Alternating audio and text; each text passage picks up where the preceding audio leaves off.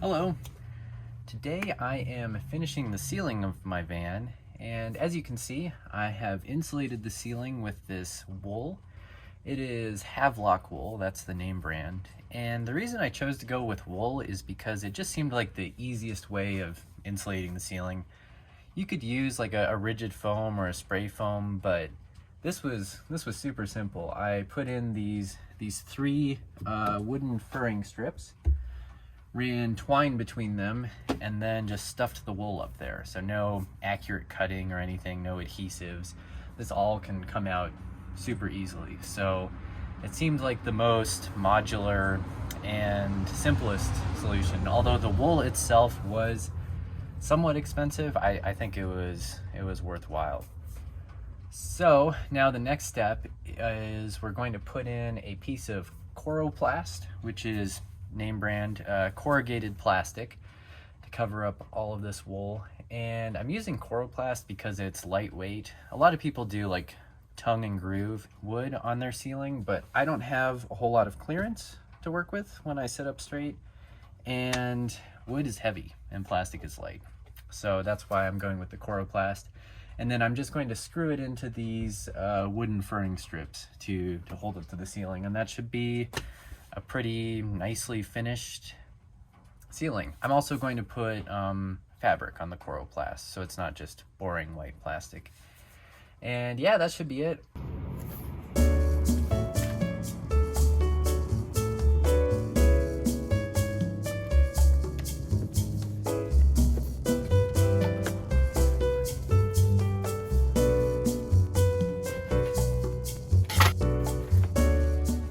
And here's the fabric. I really like this pattern actually. And what I've done is I got some iron-on fleece liner, and what that's going to do is prevent the corrugated pattern from the Coroplast from showing through, and it also should give a little more flexibility when I am gluing this to the Coroplast. But it should make things less wrinkly overall, at least that's my hope. And it'll give the ceiling just a little bit of softness.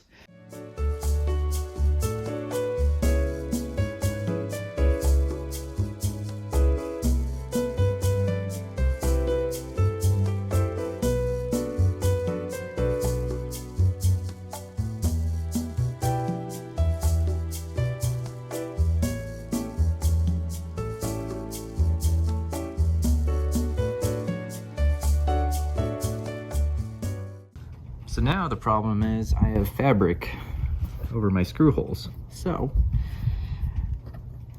because I don't want to twist up the fabric when I drive the screw through here, and I need to know where the hole is, I'm going to burn a hole with this nail.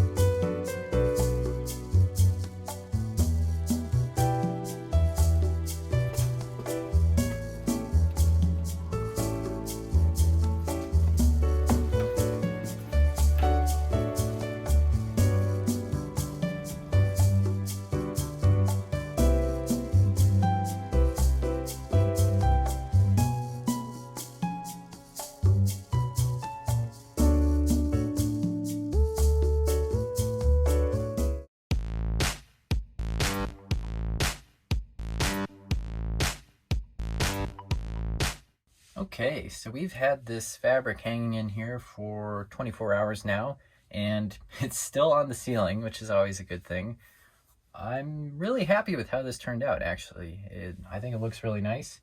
It's not perfect, of course, because it never is. There's a small crease here, And I think what happened is there was a crease in the fusible fleece liner, and I didn't know how to get that out without ironing it. And then when you iron the fusible fleece, it'll fuse, and I didn't want that. So I don't know if that makes sense, but there's a small crease there. It's kind of hard to see. Unless you're looking for it, you don't really see it. And then this front part is heavier now, so it's not super well supported. One of the furring strips is here and the other one is here. So that's a good amount of distance, and this is sagging maybe a quarter of an inch right now. So it's fine though, really. Like I notice it a little bit when I'm getting in and out of the van, or when I'm looking down the line of the ceiling, you can see a little droop. But I think it's fine. And I think it's worth mentioning that I finally got around to reading the can on the spray adhesive I used. I used this Gorilla spray adhesive. And it says, not recommended for use on automotive headliners, which I think this definitely qualifies as.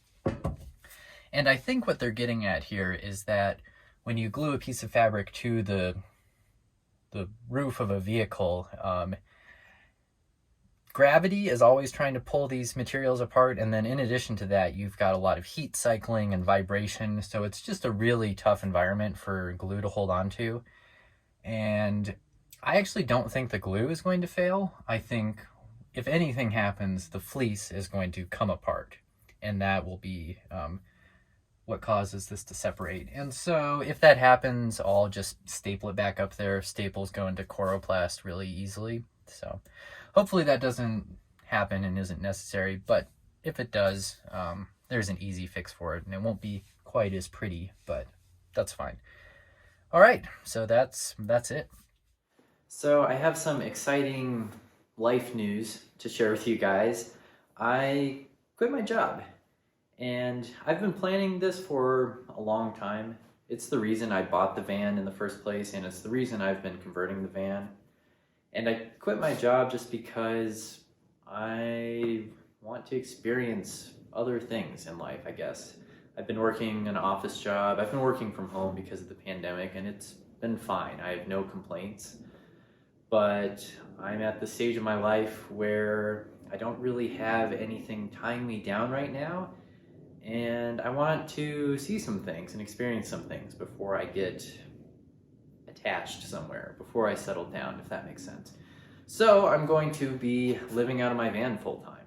So what that means is the van build videos are going to be coming a lot faster. I'm going to be working on the van full time for the next 2 or 3 months. Hopefully I can get it done in the next 2 or 3 months, but we'll see. And then also at the same time, I have to figure out how to fit my whole life in that 24 square foot space in the back of my van. So that's going to be interesting. It's going to be a challenge for sure. And I wouldn't really consider myself a minimalist because I have so many hobbies, but I might have to become one if that makes sense. And this is actually a cabinet I've been working on. I'm going to put all of my clothes in here, actually. And I think that's kind of cool because it's such a small space. Obviously, like big jackets are going to have to go somewhere else, but it's going to be super organized and I guess very minimal, which actually makes me really happy because like having a big dresser full of clothes that I never wear is just like a useless